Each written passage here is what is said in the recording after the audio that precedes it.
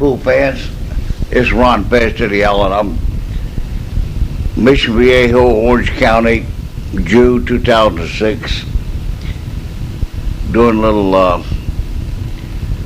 field work for some friends of mine down here, but I just thought it'd be nice to give you my opinion, my professional opinion of. I hear all the time people controversy and ask questions. Who's the greatest pool player that ever lived? Tough question. I'll tell you why. Because there's straight pool, there's 9-ball, there's one pocket, there's bank pool, snooker, 3-cushion billiards. So, I mean, one guy like Mosconi excelled in straight pool. No doubt about it. My hat's off to him. I excelled in one pocket, and I couldn't beat nobody playing straight pool. I don't think anybody could have beat Buddy Hall or Richie Florence when they were a stroke. And nowadays, Eparatus is unbeatable, playing most everything. But all they play is 9-ball and one pocket. So, I'm going to go back here to about 40 years ago. Everybody's heard of Willie Hoppy. He wasn't a pool player. He was a 3-cushion billiard champion of the world. Renowned for being the best ever lived. He had a protege called Harold Worst. Well, Harold Worst was from Grand Rapids, Michigan, and right after Johnson City started in the 60s, about this is probably, my kids are 5.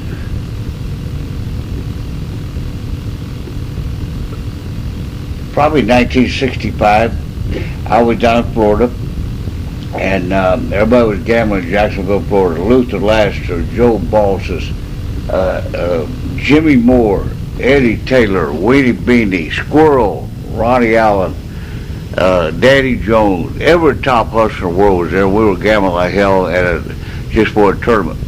And damnest thing happened. Those days they had the Western Union people coming to sing you the Western Union message. So a guy come in the pool room and asked for, around, and I had to be standing there, me and Jimmy Moore, and the guy sang us the Western Union message. He says, anybody wants to play 9-ball, put up $1,000 down there at that pool room, call me. My name's Harold Worst, and I'm at the Biltmore Hotel downtown, and here's my room number. And the guy gave us the Western Union message and left. I tried to look at everybody and said, well, this guy's got to be real. This is the damnest thing I ever heard of. And I was just a young kid. I didn't know what was going on, but I was with a big bookmaker called Billy Nichols from Nashville, Tennessee, and I could bet wherever I wanted to at that time. Man, I could play. And so could Jimmy Moore, so could Luther Lassiter, and they were all there, Eddie Taylor. So he said, play anybody. So me and Squirrel got together with Billy and said, well, let's call that guy up. So I called him up, and he said, yeah. He says, will somebody play race to 11 for $1,000 9-ball? And I said, no, not over 20 of them. So bring plenty of money. He said, well, who am I talking to? I said, well, Monty, you don't know me. I said, I'm just a punk kid. My name's Ronnie Allen. I said, these guys, there's some other guys down there you can play, though. And I said, I'll guarantee you the game. I'll gamble. So I'll never forget, Harold Worst walked in the pool room, and just essence of a gentleman, had a suit and tie on, had his pool cue, walked up, first table he seen, turned the lights on, ordered some balls, pulled out $1,000, put it on the table, said, who am I playing? Never practiced, never hit a ball. Said, who am I playing? So we decided to put up Jimmy Moore against him. Well, he beat Jimmy Moore 11-6. So, well, I said, Billy, let's put Lassiter up. Lassiter never lost playing 9-ball, nobody. He put Lassiter up. He beat Lassiter 2 sets, 11-9, 11-10. So now, this guy has not missed a ball. So we don't know what to do. So I tell Billy Nichols, I said, Billy, let's see if he'll spot me something. I'll walk up to. So I walked up and said, hey, I'm the kid you talk to. And I said, I don't play like these guys. These guys spot me to 7. I said, you want to give me the 7? I said, this guy over here, this loser staking everybody, he let me play for 2007. So Harold Worth didn't even hesitate. He said, you got 7. No. He said, but I don't want to race 11 if I'm going to spot somebody. He said, well, it plays like $300 a game. Well, I got all the money back. I mean, 10 ahead. I mean, 3,000, you know. So that's how I met Harold Worst. Now, I didn't see Harold after that, you know, anymore. And my wife's from La Crosse, Wisconsin, and about a year later, we were there visiting her folks in Grand Rapids, Michigan's about 200-300 miles away. And we was there in the summertime, and I called the pool room there in Grand Rapids and asked for Harold, and they said, we can get hold of him. So he called me back. I said, hey, Harold, Ronnie, Allen, something, I probably got nothing to do, got plenty of money. He said, let's play something. And he said, well, I'll play even 9 balls. And I said, I'll tell you what I'll do. I'll come over there, I'll give you a ball playing one pocket. So anyway, he said, well, come on over. So I went to Grand Rapids, and Harold, when I got over there, he said, listen, you came all the way over here, and he owned a shoe store called Worst Shoes. And they put in Ripley, believe it or not, there was 2 shoe stores in Grand Rapids, Good Shoes and Worst Shoes. And the good shoes were the worst shoes, and the worst shoes were the best shoes. That was Harold. Anyway, he was a protege of Willie Hoppy, and he was a top 3 cushion billiard player. What I left out was he never played pocket billiards till he was 32 years old. Never hit a pool ball. Only played 3 cushion billiards. Now he's only 35. And he only played a couple times with nobody, no tournaments or anything. So anyway, when I got over there, we were out to dinner with his lawyer and his family, everything. He's a nice guy, man. He played par golf, businessman, and he sold the first, had a line for the first Willie Hoppy cue sticks. And he had money, and class guy. I loved Harold Worst. So anyway, he said to me, he said, listen, I'm gonna have to cop out. He said, I'm gonna play you the match because I said I would. But he said, I've never played one pocket in my life. He said, I don't even have a clue how to play the game. But he said, I'm a pretty intelligent guy. He said, you know, but he said, I know you ought to practice with me an hour and let me understand the game, you know. And he said, I'll tell you what I do, win, lose, or draw, I'll give you an hour lesson on 3 cushion billiards in return. Win, lose, or draw on the gallon match. That's what kind of guy this was. So I said, okay. So we practiced a couple hours. We didn't play that day. We got out drinking and having fun. Next day we played, what did we do? We played race to 8 for 2,000. I gave him, I was going to give him 9 to 8, and I felt sorry for him. I gave him 8 to 7. Anyway, I beat him 8-4, and he quit, you know. And so I went back to the room, you know, and I was going to leave the next day, and they had a tornado. That's kind of like the top of Tornado Alley up that way. And anyway, I couldn't leave. I'm in severe weather. And so I stayed over and just stayed in the room, ordered some food to the room later after it calmed down a bit. And the next morning I got ready to leave, and I said, here, how much to owe you guys, you know? And he told him he'd guarantee it, you know, and I'd pay him my leave. I got ready to leave, and they said, you don't know anything.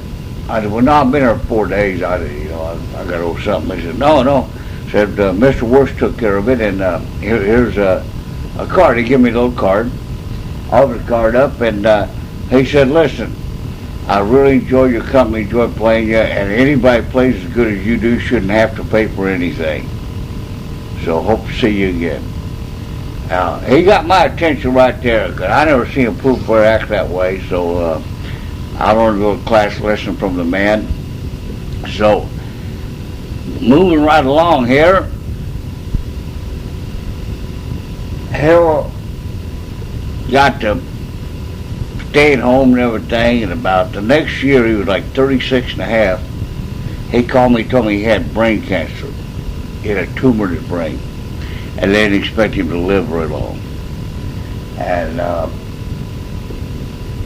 so, I want you to hear this from the words of Ron Fast Eddie Allen. All these guys talk about how good they play and all the accomplishments they made. Ed Kelly, Buddy Hall, Matt Lockie, all he could ever be by was on a bar table. Moscone never played nobody for money in a tournament in his life. He did exhibitions with kids.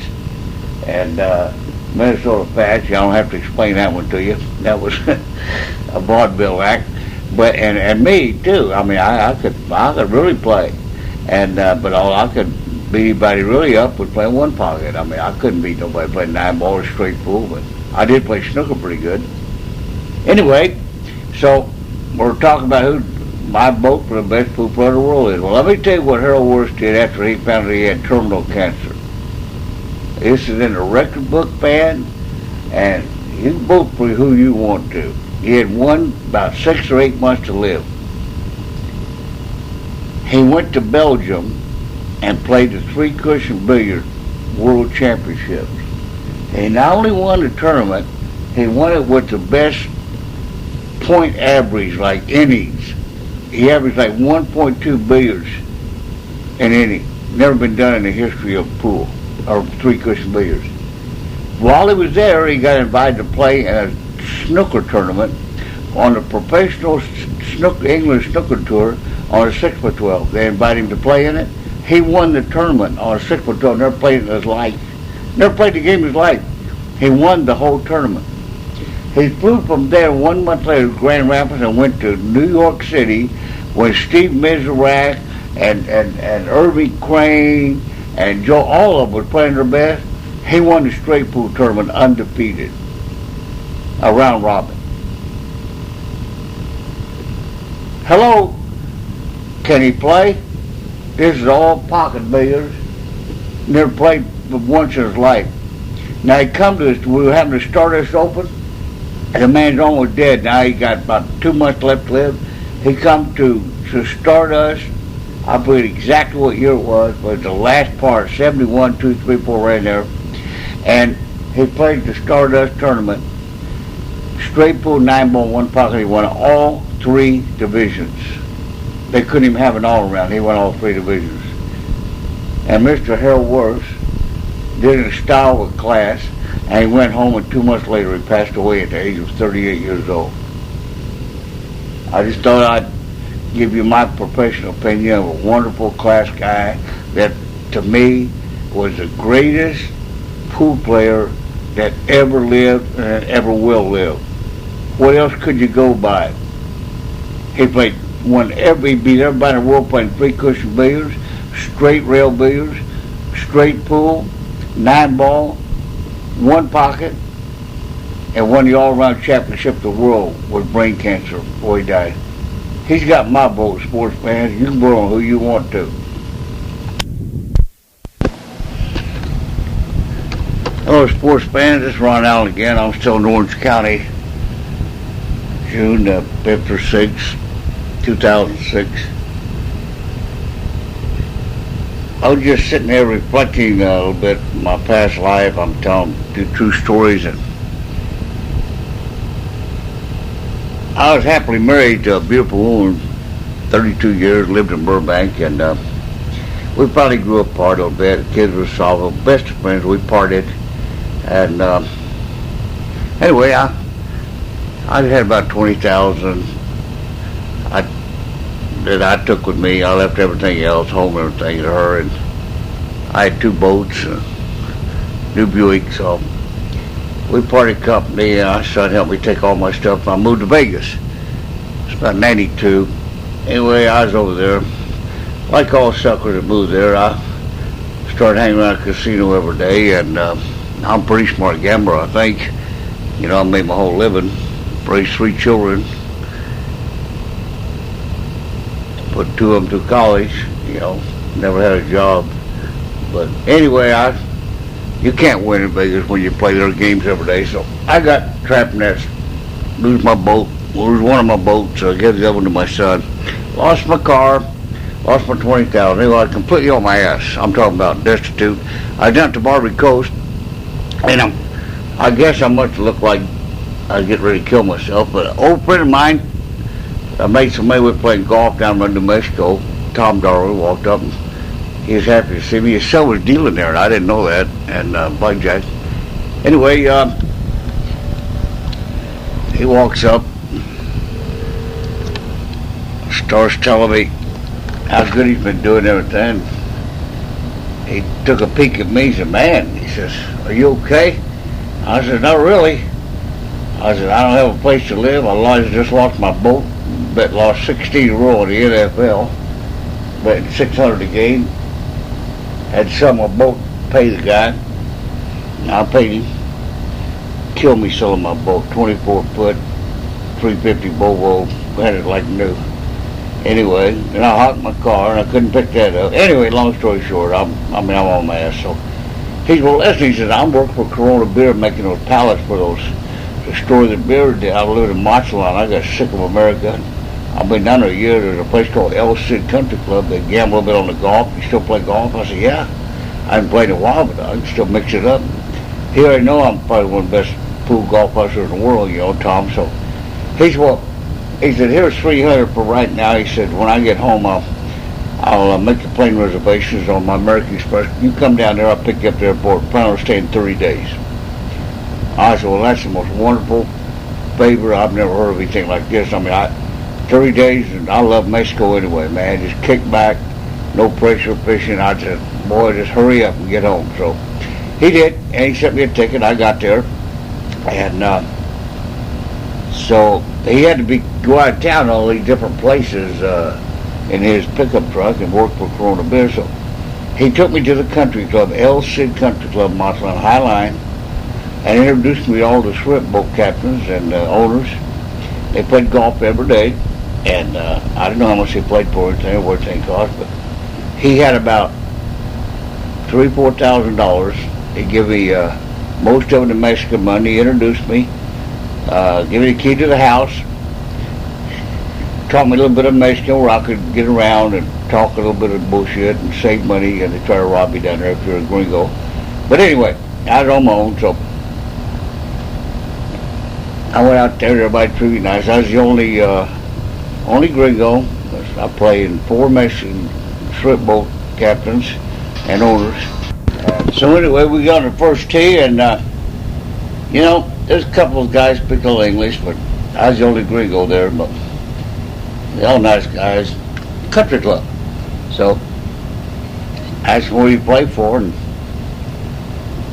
they played for $20 on each 9, nothing on the 18, just 20 and 20. And the only time you can get a press, if you know anything about golf, when you're 2 down, you're supposed to be a press, but the only way you could press with these guys, if you were 2 down and 1 to go. They done 1 to 20. There's no, you couldn't press when you're 2 down and take a chance of winning 2 bets. So I had a bet with 4 of them, so I figured I could win $160 if I won every bet. I went and paid the green fees, and green fees were only $238 American money. And I got a sleeve of balls, that's 3 balls, $16. And let me see, I got me some beer and a couple shots of cognac, that was 30. And I had to take 2 Mexican caddies, 1 to carry my clubs and 1 for caddy. Okay? And I rode the cart. That's the way they did it. Everybody had to have 2 caddies. We were like 20 Mexicans out there and me. So I wasn't too good a spot. All the 4 caddies are out there where your ball goes. So, but we weren't playing high enough matter, so I said, well, let me figure this out. It's going to cost me $320 to play if I beat everybody up. And they're only suspicious I'm a coyote, which means a hustler, and I'm a stranger, gringo. If I beat everybody up, I win 160 and I spend $320. I'm 160 loser, and I'm fired. So, well, this is a real nice game Tom got me in. He's out of town. So I shot me at that time I could probably shoot 80. I could shoot 80 from the blue tees for the money on any golf course. And anyway, I shot 97, and I lost $40 with a 97. So I don't know the way I got matched up. There wasn't no problem about winning, but I don't see how to win. Anyway, I had a lot of fun. And El Cid Country Club is a beautiful place. And right down the street from El Cid Country Club, the El Cid Bar and Book, where you can bet the horses and the dogs and everything. So these guys all want to bet their dogs afterwards. Real nice place, and have dinner there and bet their dogs and bet the horses in daytime, dogs at night. And I got introduced to the owner. And anyway, I was having a ball, but I only had $3,000 or $4,000, so I couldn't figure out how to make any money, but Tom called me at the house that night, and he said, "Well, don't worry about it." He said, "I'm getting a check from Corona in about a week for $20,000." He said, "I don't relax." He said, "You look like death warmed over, so go fishing, have some fun, bet some horses." So I was just having heaven, man. I'm a little bet girl down there, a little Mexican girl, and took her out. Anyway, I'm going on there, and I got a lot of hustle in me. I try to figure out how to make some money no matter where I'm at. So we're playing along there, and one of the shrimp boat guys and his captain had to go out, so we had an opening for 2 people, and this guy shows up. I've been tipping the bartender pretty good, and he said, "Boy, so you're playing the Mexican Mafia today, huh?" I said, "What?" He said, "Oh, those 2 new guys, that's the Mexican Mafia." He said, "That one guy, Coyote, good hustler." He said, "Don't say I say nothing." He said, "The other guy don't know." So I go in there, and I get introduced to him, and they're drinking at the bar like I am before we tee off, and this one guy, I could tell he could speak English, real good, and I could tell he was a hustler right away. He's asking me all kind of questions. I got him. I played a part of a sucker, and the guy with him, great, big, humongous guy, about 6'4", young, full, vibrant Mexican, Spanish. Just, I looked over in the corner, and there's a guy with a machine gun. Yes, no bullshit. I wouldn't exaggerate a peso. There's a guy with a machine gun with a satchel, and I look over there, and it looked a little strange to me. I know who he was. I thought maybe they were transporting money to the bank or something, somebody at the country club. And we made a game. The guy plugged right in, bet $20, and we went out there, and me and him rode together, Jose. And he liked me, I liked him. He couldn't speak much English, and I couldn't speak any Spanish, so we kind of communicated, and we're having fun going down there. He couldn't play a lick, and probably shot like 100 that day. But anyway, the guy with the Uzi and the briefcase was his man. And where we went, he went. And, machine gun, and not a Uzi, he had a machine gun. And he had that briefcase full of money strapped to his arm. So I don't know whether to win, lose, or break and run. I swear, but I seem okay. So anyway, we come in that day, and I decided to lose again. So I shot 102. I lose to everybody. Everybody beat me. The hustler beat me, 60 or 80 bucks. The new guy, Jose, beat me every bet, 80 bucks. The other 2 guys I paid out like 320, and laughed and gave and went to the bar and said, "I'll buy the drinks." I played so bad I should buy the drinks. And so Jose, man, he really liked me. So we sat there and got drunk, and everybody left, except me, Jose, and his buddy, and the guy with the machine gun. And I found out that briefcase was full of money. Okay? So we're sitting there, we're drinking that cognac. I'm drinking cognac, he drinks tequila. And I tell him I don't want to play no more golf. He said, play tomorrow, Ronnie. He really liked me. I said, if I wanted to date, I'd go get a girl. And he didn't understand what I said, and his interpreter told him what I said, and he almost got mad. And I told his interpreter, I said, I forget his name, and he wasn't important, but I told him, tell Jose, I said, no, nothing dead. I'm not trying to be smart or nothing, but, this is no money. $20 is like, if we want to be friends, let's just don't gamble at all. That's what I'm trying to say. I try to explain it to him, so he got across to him, either gamble or don't gamble. So he told the interpreter, well, what do you want to play for? So I'll tell you what I did, folks. I'm going to show you about you got guts or you don't have no guts. So he said, write it down on paper. So I wrote down on paper.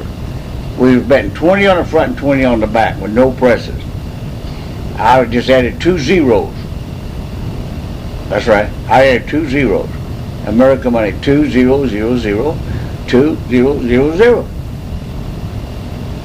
So they talked it over in Spanish, and this guy looked at me. He just looked me dead in the eye. I looked him dead in the eye, and he stuck out his big paw and shook hands. He said, told me I got a bet in Spanish. The other guy said, you got a bet? But he said, they don't like him here at the country club. And they don't like his family. He said, there's another golf course on the other side of town. It's not a country club, but it's nice. And he said, we'll play there tomorrow. He said, you bet him 2-2, and you bet me 2-2. And I said, well, I don't even have a game with you. I mean, you're way too good for me. And he said, well, I had Jose giving me 2 aside. He shoots like 98. And I got 18 strokes the best of it. And he went out and played for 2,000. I got about 800 left in my pocket, dollars. And Tom Darwin's out of town. But he had told me to get a check in a couple of days for 20,000. I couldn't call him, no way to call him. So, so anyway, I make a game with the other guy, the hustler, for 1,000. So I bet 6,000. 6,000 I got bet. They told me how to get to the golf course. And Tom now had left me his Jeep, and he rented another car. So that night, Tom called me about midnight, woke me up, and I told him I'm playing for a lot of money over there. And he said, well, I'll come back in town tonight. I'll be there about the time when you come in. Okay, so we went out there, and Jose grew up on this golf course. And I don't know how this happened, but it really happened. Jose shot 76.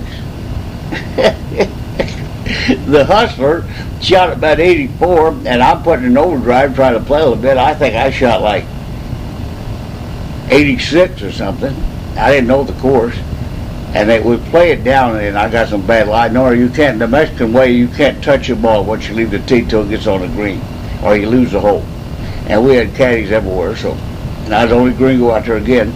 So anyway, we come in, and me and Jose played an extra 9 for 4,000. He beat me at 8,000, and I beat the hustler out of 1,000. I owe 7,000. Now we hadn't talked about paying off or anything, so we come in. I don't know what to do except the golf course is closed on Monday and Tuesday. This was Sunday. I told Jose, I said, we played country club Wednesday, and I said we play the American way. The Mexican way was you play all week and pay off. Well, naturally they're only betting $20, but you can have a game for a week and you pay off at the end of the week. I said, no, American way is you lose before you tee off the next time you pay. That's the American way. That's what I play. So I said, I owe 7,000. Wednesday morning at the country club, I bring you cash money. You bring cash money, and we play. And the next day you pay. Every day. We play the next day, you pay. He said, okay. He was tickled that. Me and him went out and got drunk again. And then Tom come in. I told Tom what happened. He went into a coma. He said, well, that's nice. He said, Corona can't pay me for 30 days. So he said, he said, you know who you're playing? I found out. He said, that's the biggest Mafia guy in Mexico. So I said, well, that's nice. That's nice. He said, yeah. He said, we're just going to get killed. So he said, well, I just going to leave my furniture here. I'm about ready to go back to America anyway. He said, I'll just get us a plane ticket. We'll just get out of here tomorrow morning. I said, okay. So the golf score got a little screwed up. So anyway, Tom gets me up at 6 in the morning. He said, you want to go fishing? I said, are you on dope or something? What in the world? He said, well, listen. He said, I put together a plan that we could get it done, but you're not supposed to meet Jose till 1 o'clock. He said, I put together a plan we might get lucky. And he said, I told the guy at the bank, the president of the bank, that you was here and you might invest $1 million in a marina project, maybe 500,000 at least, that you're a big-time bookmaker and had plenty of cash, and he wants to meet you, and he was going out fishing, and he wanted you to go with him and climb around for about an hour, and we'll come back and have lunch, and we'll try to get some, maybe we can borrow some money from the bank or something until your money comes in for the project, all that, some kind of bullshit. President of the bank, Bank of Mexico. So I said, okay, what do you want me to do? So I went out fishing. The guy, he hand fishes on a little boat with the water about an inch will come over the top. Sharks, big whales, everything going all the way around us, man. I said, oh my God. So I'm out there about an hour, and my back is killing me on the square. And I tell him, I said, I got to go in, go to the chiropractor. So I cut his fishing trip short, and we went in, and he took me to his home. He showed me his golf club and everything. So then Tom shows up, and he tells Tom, Ronnie's playing with the Mexican Mafia, and he needs to transfer. You know how tough it is to get money across that Mexican border.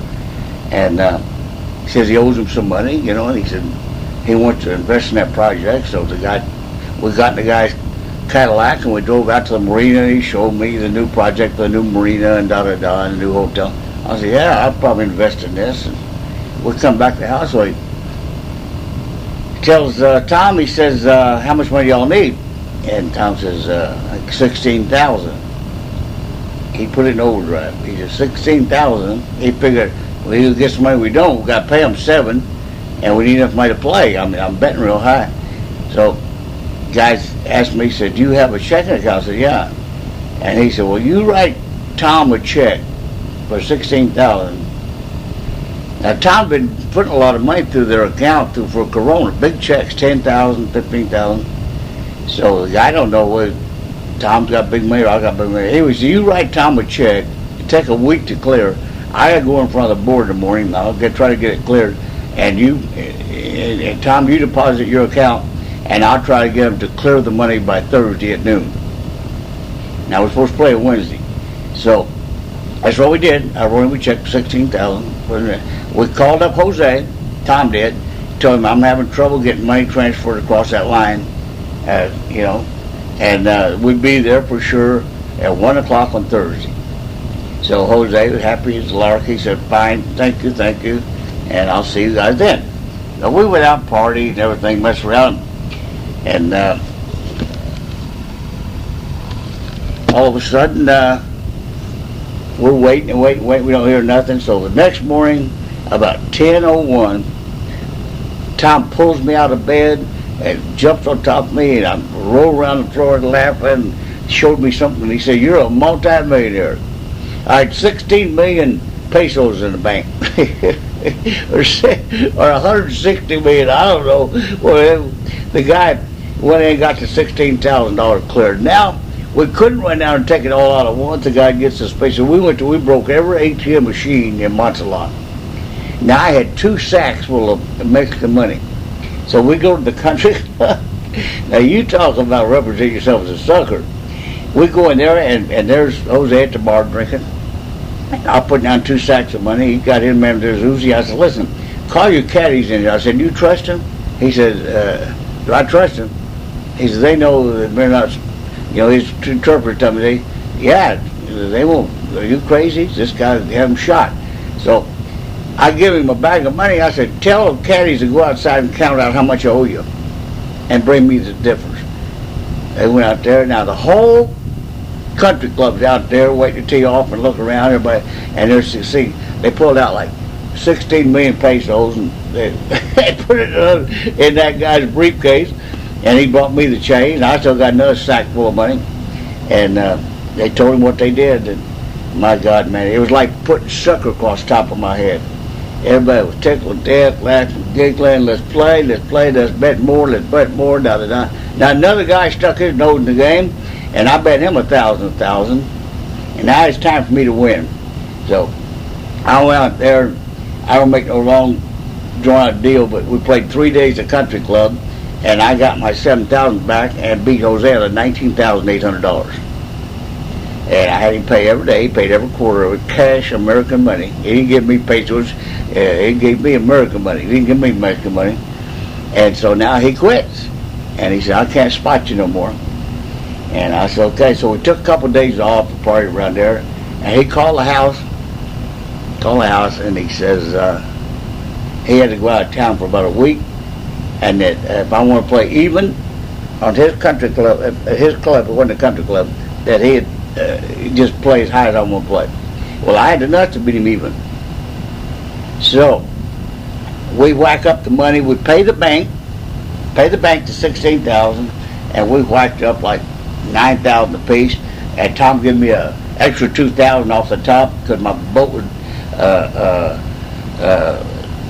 my car was in hot. I hadn't lost my car yet, so I got my car back out when I got to Vegas. But I went to a chiropractor in L.A. and I went to Vegas. I got all in good shape, stayed a week, got me a place to stay, paid the rent for a month, all that, and jacked off some money. And anyway, 1 week went to 2 weeks, and then Tom called me and says, okay, they're ready to play. So I said, well, I'm about out of money. He said, well, I got no money, so get back over there He gives me a envelope. Tells me to go to the golf course. You got to go out of town for a week, right? Big, thick envelope. So I go out there, and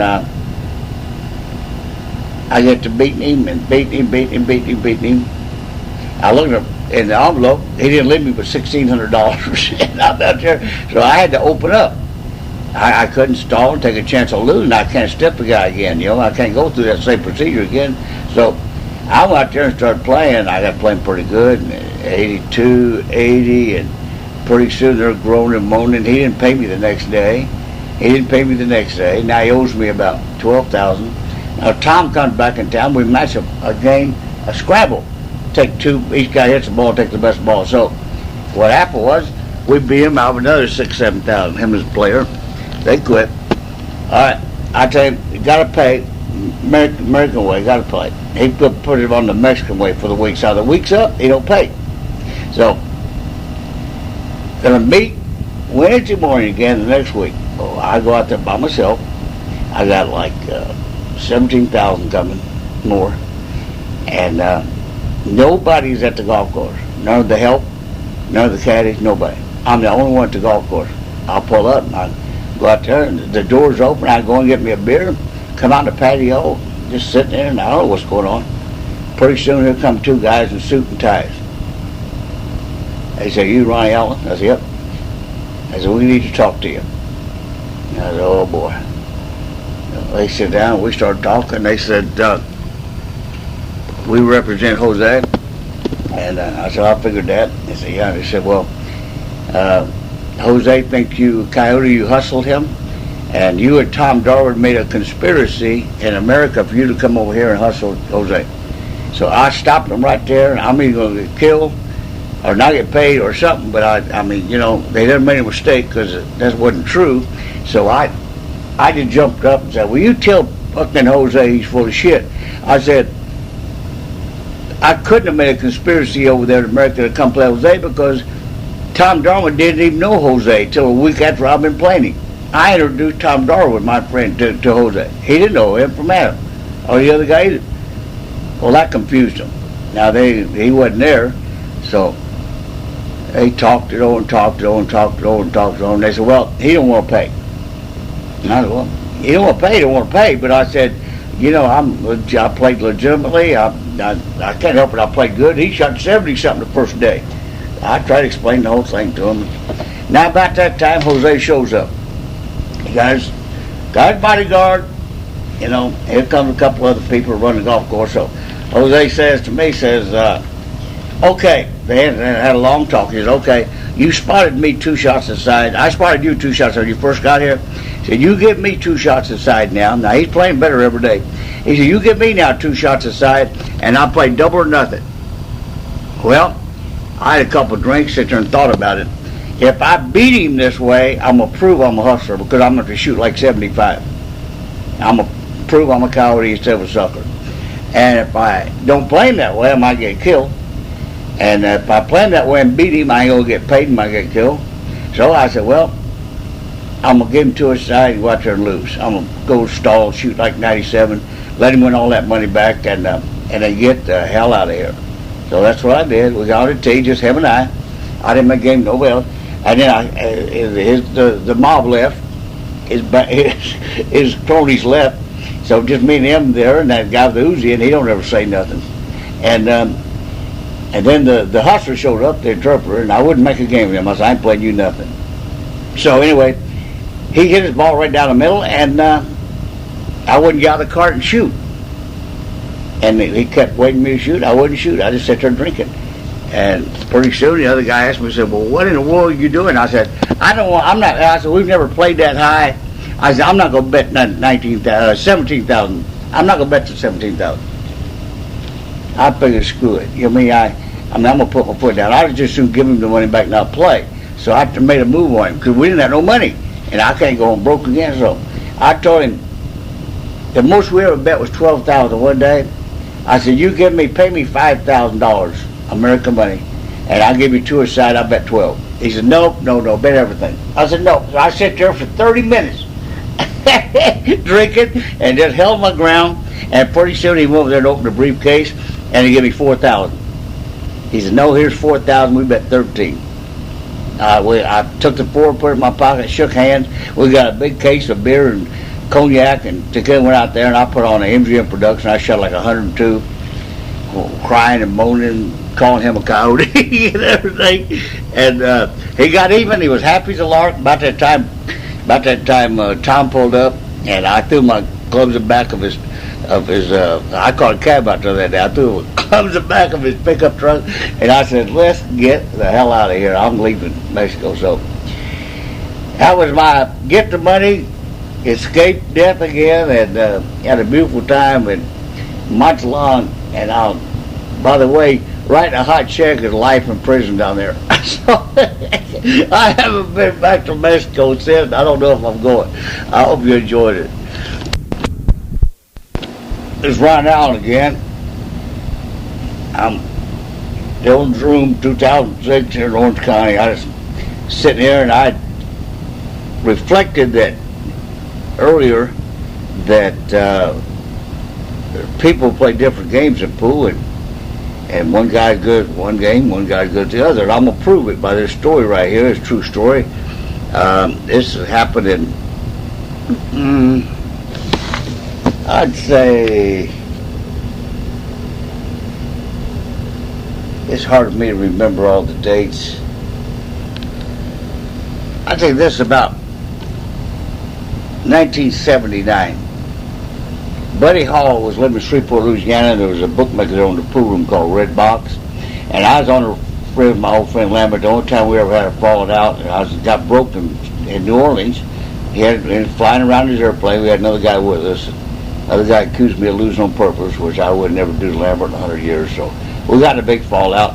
We're flying back, and I said, drop me off in San Antonio, Texas. So I went there, and there was another bookmaker there called Tony Salinas, world famous bettor. He lives in Vegas now. And he owned a pool room there called Doyle's, cocktails and everything. Jimmy Reed was running there playing.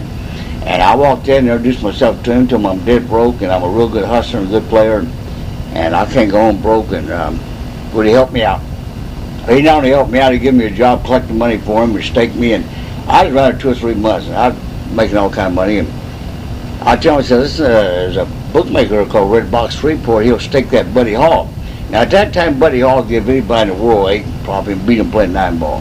And Louis Roberts was his protege. They played in that pool room there. They had a sign up over there on the doors you walk in. Through these portals walked the greatest pool hustler in the world. None of them's left with a quarter. So I told Tony, I said, let's go there. I'll make a game on the phone. He said, okay, we'll make it. We'll charter a plane, go there. I ain't driving. So I got Buddy Hall on the phone. He wanted to give me the 7 playing 9 ball. I'm going to show you the difference between one guy playing one game good and another guy playing another game good. So at that time, there wasn't a doubt I was the best one pocket player in the world. And so he said, well, I'll give you 7 playing 9 ball, or you can give me 97 playing 1 pocket. I said, I can't give you 97 playing 1 pocket. That's how I play shortstop. You're a world champion. He said, well, that's all I'll take. He said, I'll play 11 out of 21 for 10,000. Either one of them or both of them. So I talked to Salinas. He said, well, which game you like? I said, I like the 1 pocket. I said, he don't play very good 1 pocket, and I might beat him at that. I'm gambling, but I know I can't win with a 7. That guy don't dare miss a ball on that table there. So I chartered a twin-engine plane. Me, him, and a guy they just put in the World Poker Hall of Fame, Crandall Addington. He went down there with us in case we had a card game or something. And Tony Salinas, world famous bookmaker, and me. We chartered a plane. We told the pilot he had to stay over at twin engine. I don't know what it cost, $700-800. We went over there and we made the game on the phone. 11 by 21 for 10,000. I went over there and we walked in. They showed us the sign, all that shit. Me and him started playing and didn't hesitate. And I took my normal decks of bill, had me a couple drinks, and this guy played the best. I mean, from the time I seen before, he probably improved 100% of the 1 pocket. So I'm playing real good. He had me in trouble on me. Now he's got me. This is a true story. He had me 9-2, races to 11, and all the balls downtown. When he needed 1, I needed 7. And Crandall Addington in there didn't know much about pool. He looked at it. I told him to score it. And he just looked at me like, "What are we doing over here?" Anyway, he went back in the office. None of them even come in there. And pretty soon, Louis Roberts went there and told me the score. The score was 9-9.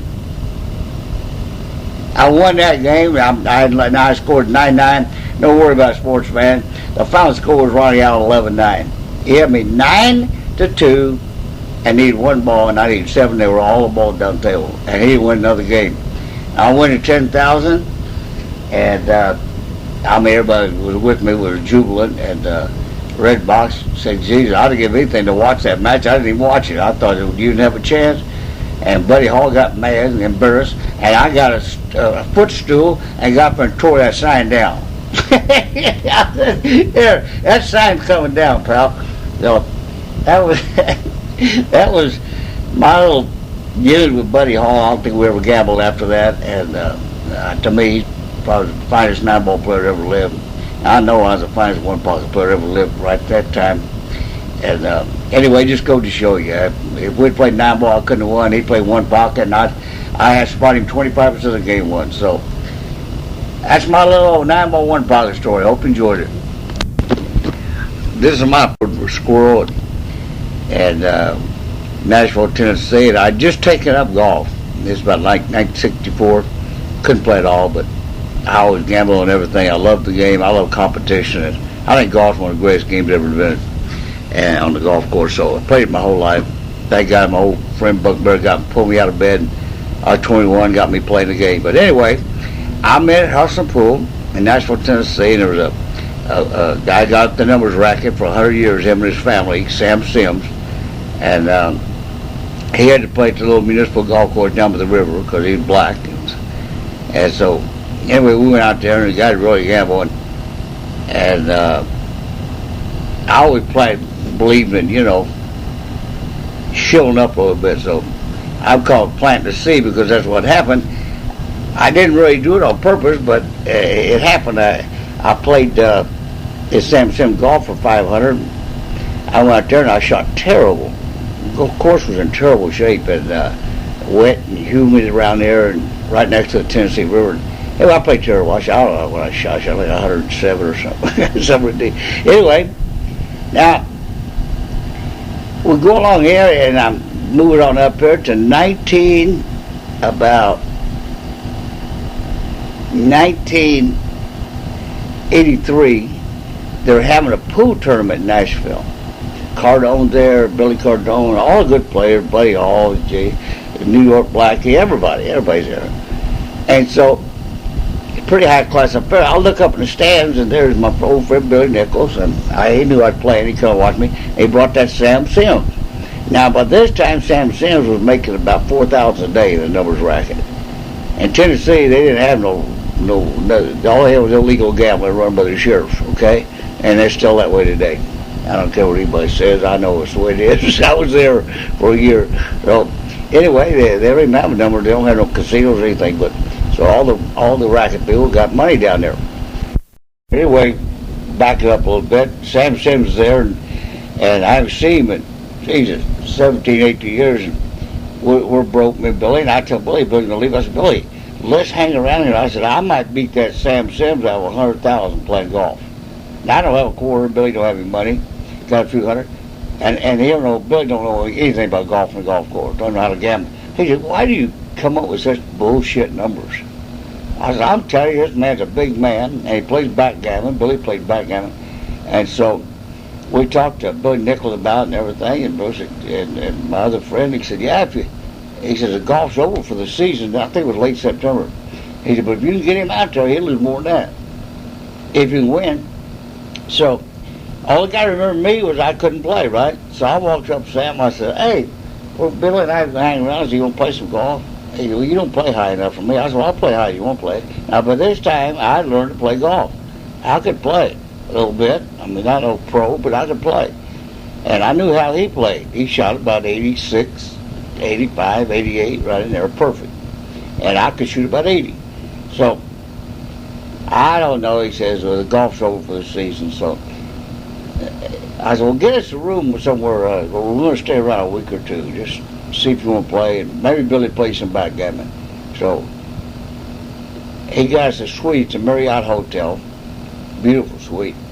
And we called a friend of mine, bookmaker, in Oklahoma, and another pool player, Will Rogers, and we made arrangements to get like $50,000 if we needed for ability to play backgammon. He played real high, and the golf.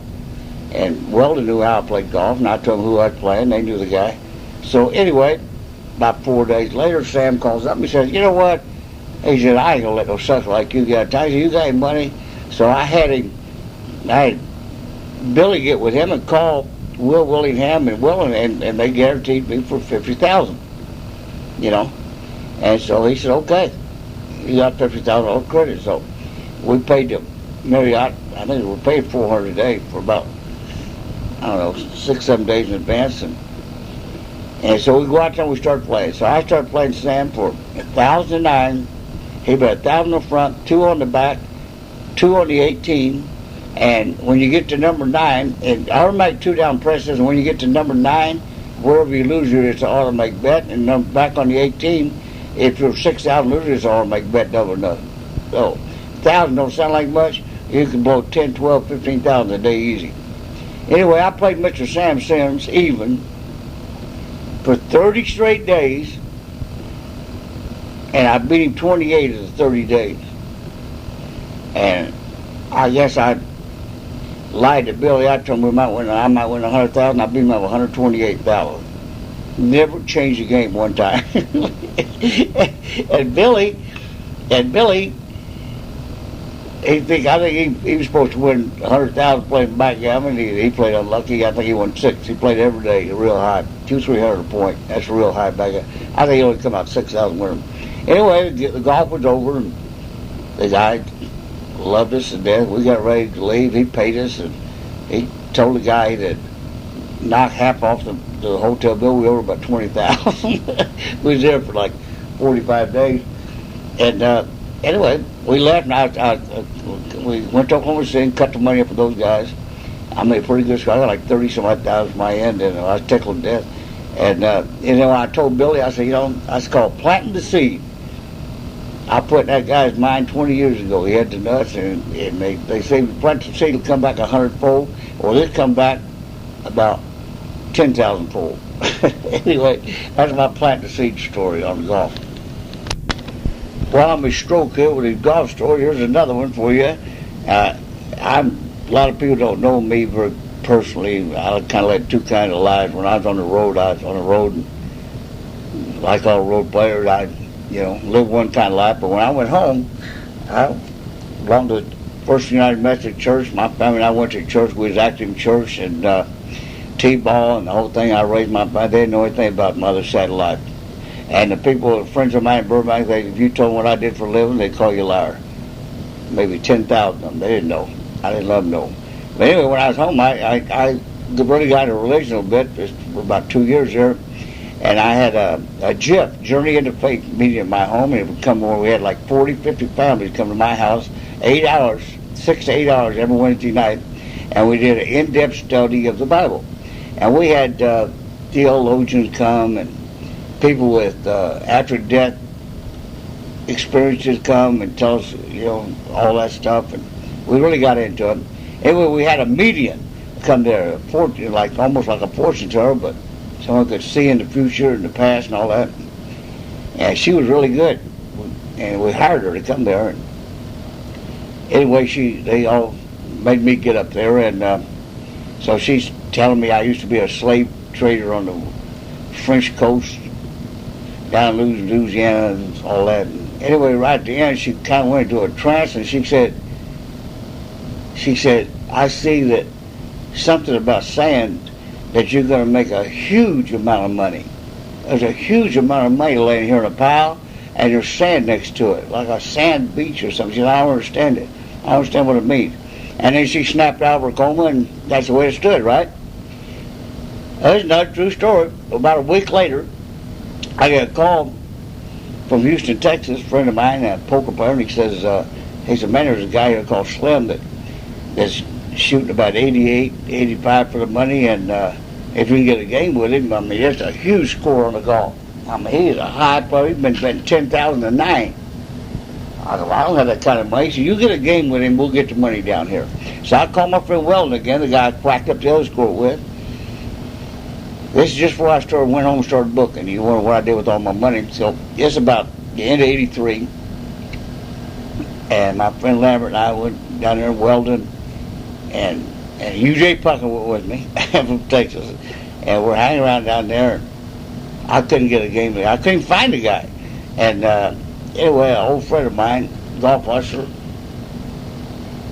Abel Knievel, said that this little guy was a little Indian golf usher, Raymond Cannell. He said he was probably the greatest golf usher that ever lived. He seen a plaque saying so. I ran to him, and he said, well, I know that guy. So he said, we'll go out and I'll introduce you to him. So I introduced me to him, and in the meantime, I played a guy, and I showed up when I shot about 94. And I knew I'd get back to all of them. I didn't tell even Raymond Cannell he was going to bet on me.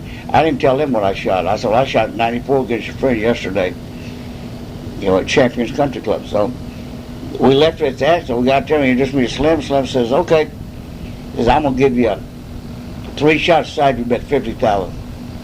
Bet 50,000? And I kept bet 50,000. And he said, well, I'm going to make 3 games. He said, you can play for 10,000, a 9. I'm going to give you a 2 shot. If I give you 3 shots aside, you got to bet 40,000. So I said, well, let me think about it. So I called him the next day and I said, if I bet you 40,000, I'm going to scare him to death, and I can't get that much money up anyway. So I said, I talked to all my partners. I said, let's take the 3 shots aside, the worst game. Now, they'll think I'm a complete idiot, but let's make him play like a 3-day match.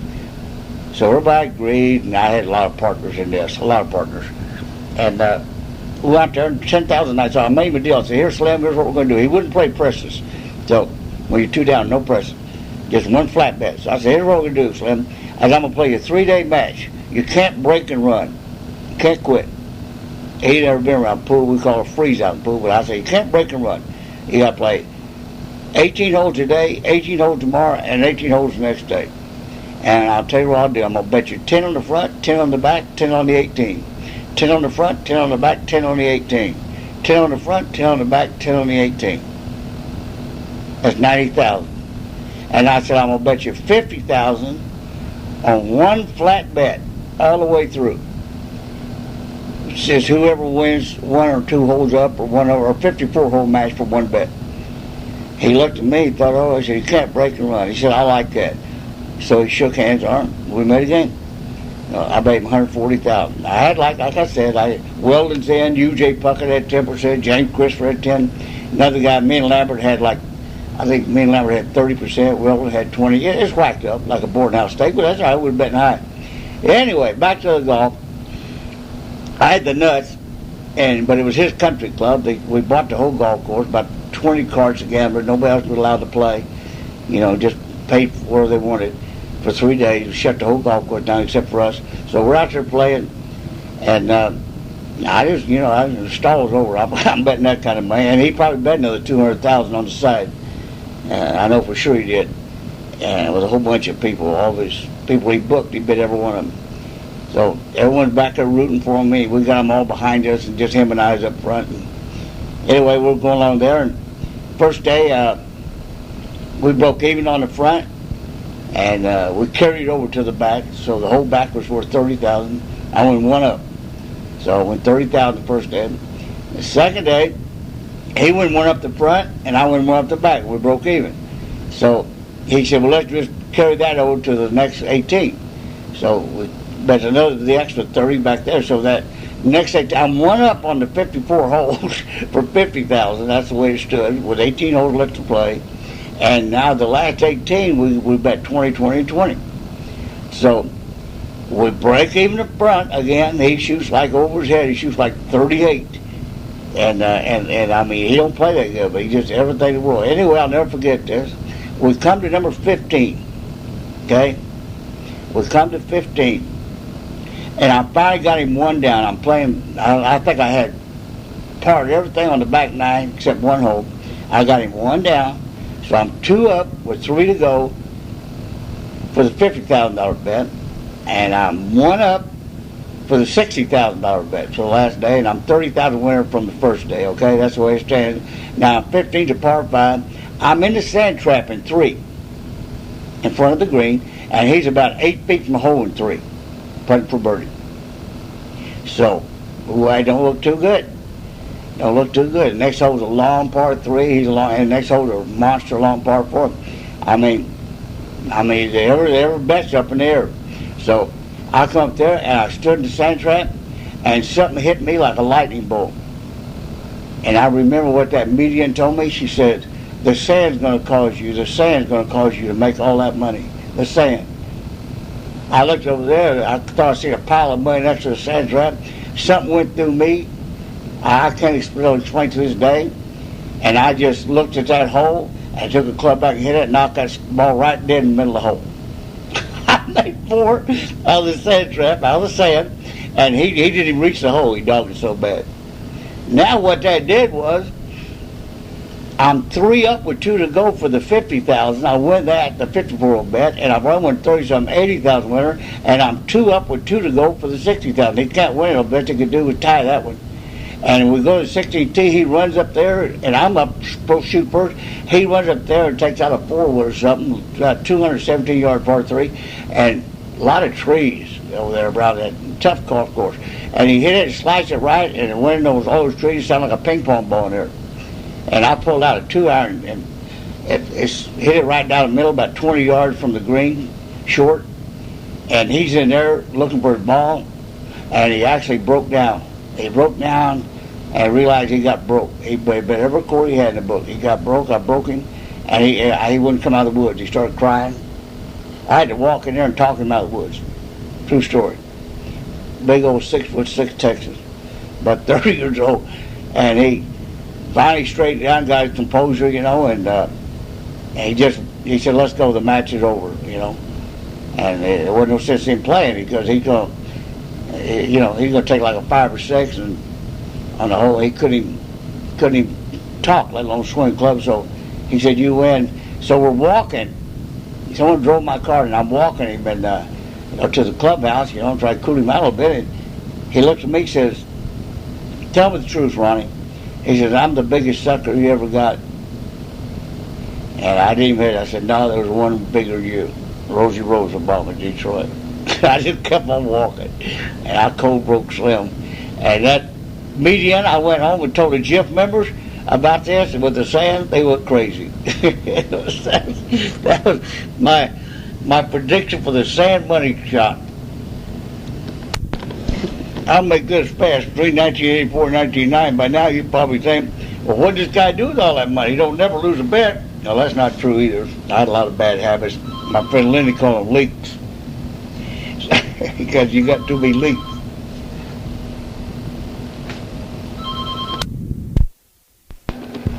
Anyway, the reason I'm going to make it fast is because it's too painful to redo it. But anyway, I quit pool, quit the golf, quit the road. My family wanted me at home. They were like teenagers, and I just been gone too long. It's right in this little pretty time. My best friend Lambert got murdered down there by a black guy, 16 years old. They caught the guy. They finally executed him 16 years later, but he robbed my friend, shot him, killed him with Bob Lambert. Anyway, Gary Graham, you might see it on the news.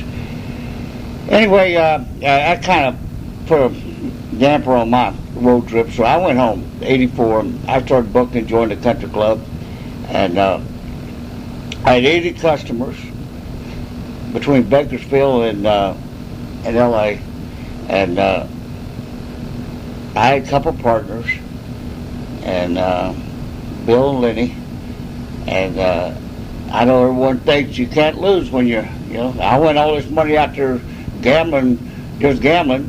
Now I'm a bookmaker. Oh my God, well I can't lose now. Well, I had 80 customers and booked for 6 years, and all I lost was, me and my true partner, was $400,000 cash. They didn't lose it all at one time, but just every week they beat us. I never had a winning year. I broke even 1 year between 84 and 1990. They finally broke me. One guy, George Middleborough in Bakersfield, I put him on high. He's my iceberg. He's been 20,000 position. I had plenty of action. Had the best line in the world. At that time, no one got a good line, though, because a guy called Bob Martin got put in jail, and I think they were screwing all the bookmakers. But I managed to start booking right when they broke all the bookmakers. Anyway, I don't want to lapse too much time on this, because this wasn't my The only nice thing about it was I got to stay home for 6 years and play a lot of golf. But that colt broke me, and I really haven't had any money to speak of since then, to be honest with you. So that's about the end of this tape. I'm worn out. I hope you enjoyed my stories, share part of my life. Been upsy and downsy and upsy down, and I'd do the same thing again if I had to do over with. See you later, sports fans. Yeah, June 2006, I was still in Orange County. Trying to get out of here. I'm waiting to... Got multiple problems with my car. Anyway, I got one more story I'd like to put on this tape. About 1968, I was playing probably the best pool I've played in my life. I was on a road trip. I went to Houston, Texas. And they had a tournament there upstairs in Houston called Le Q Billiards or something. Those Texas Rangers down there are a little funny. They got a law down there that they come and arrest you for drunk anywhere or gambling and or a house of prostitution. They call it the law reads frequenting a house of ill repute. So anyone in the joint was gambling, they could arrest everybody in there. So that's what they did. They brought about 4 paddy wagons, come to arrested every pool player. Minnesota Pat, me, Richie Florence, Jack Jersey Red Bright, Lassiter, everybody took us all to jail. $25 fine to get out. And they did what they wanted to do. They shut the tournament down. So, somehow or another, I got the flu bug, got sick, and contacted the pneumonia in my left lung. I was sick as a dog for about a week. Anyway, I decided I didn't make any money there, so I'd never been to the East Coast much, so I decided to go to Pittsburgh. They were gambling over there. There was a Jewish boy over there called the Hawk, Bernie Schwartz, and he owned a pool room on Squirrel Hill, predominantly Jewish neighborhood, high-dollar neighborhood in suburbs of Pittsburgh. So I went over there, and Billy Cardone was around there, and he introduced me to the boys, and they liked me, and he talked them into betting on me, so we started playing, and Bernie had a tournament there, so all the guys from Houston, everybody come over there, and they decided to have a little tournament over there, so it threw up like 10,000. So anyway, I got to gambling with Bernie Schwartz playing 9-ball. I could beat him, but the only problem was all these Italians had me out partying till 2 or 3 in the morning, every morning, partying, come home dead drunk, and I'd get up about 10 and go down and play it. I never did play my best. I mean, I had a hangover every day, so, and we're playing high. Funny, they had 2 stands there overlooking this one gambling table. All the Jewish guys sit on one side. They were dropping their diamond rings and chains on the floor, and all the Italians on the other side, they were dropping their blackjacks and guns on the floor. It was about that bad. It was funny. Anyway, I lost every day, and these 2 main guys, they didn't worry about it, but I look up and we're grounded. I think we're like 25,000 losers or something like that. Tournament's over, and I'm just worn out. I just can't beat him, and I finally beat him a set. I think it was 30,000. I beat him a set for 5,000, and he quit. These guys went and tore the whole joint up, threw the trash cans on. Anyway, we left. So I told these guys, these 2 head guys, I said, listen, boys, I said, I've been gone 2 months. I said, I got to go home. So the head guy said to me, says, well, Ronnie, he says, we didn't do too good, and, he says, I kind of appreciate you getting this evening before you get to go home. Or at least try. I knew he was dead serious, too, so I said, well, I didn't have much choice. So I said, okay, all right. I said, here's what I can do. I said, I won't go home yet. Johnson says he's coming up in 2 weeks. I said, give me some money to go over there and get in stroke practice and rest up and go fishing, and send me a card player over there. And I got a guy out there in the country that plays gin. I said, we can win about half the money back, and we'll hustle for 2 weeks. There's a lot of card action during the Johnson City tournament. And I said, send somebody nobody knows, and I'll get you guys even. So that's what they did. They gave me about $2,000 or $3,000. I got my car, and I had a new car, and I went on over to Johnson City. I fished, and I had a lot of good friends around there. And went goose hunting, and they called me, and I called them, told them I was staying home. They called me, and they said, okay, a guy comes over there called Bebop. That's all you need to know. And I said, okay. So he got, I said, get him over here 4 or 5 days early before the tournament starts. So they did, and it turned out better, I thought. I started playing this guy gin, and I said, oh, man, I'm tired. The tournament's getting ready to start. I got to go take a nap or something. And this old country bumpkin said, well, hey, go there and lay down. And I said, well, let Bebop play for me. And I played him high. I played like 150 points for 500,000 to pop gin. Gin rummy, and guy couldn't play, and Bebop was the top player. So anyway, we beat the guy for like, I think somewhere around 18 or 20,000. Paid all the money, we tickled dead. Now Johnson City started the tournament. And I got busy, and I told Bebop, I said, let's take a few thousand and book the matches. So he called the guys, and they flew in, and we got to, I don't know, I introduced him to a few people, and he went around there. I wound up beating somebody, playing one pocket, beat another guy, 2 or 3 guys in the tournament. I threw that in the fight. Anyway, long story short, we won about 35,000. And they took their 25 or 28,000, whatever, and I'll never forget, they gave me all the top money. Told me anytime I need a favor, give them a call. I said, thank you very much, and I got in the car and went home, and they called me pretty awkward. I told them no. I said, listen, I enjoyed this nice little business deals we had, but I said, I don't want no partners. I think I'll just go home. I don't want to get obligated. So anyway, it was pretty hairy experience for me. I mean, it was almost like an offer that maybe I couldn't refuse. So anyway, I got lucky again, and through the years that proved pretty fruitful. Every time I was in a few places, pretty bad spots, somebody'd come up and kind of look out after me. That was on the right side. So anyway, I thought you'd enjoy that story. Ron Pastelli, Alan, and Bebop, and the boys got even in style, went home again, and took like a year off again. Okay, sports fans, talk to you later.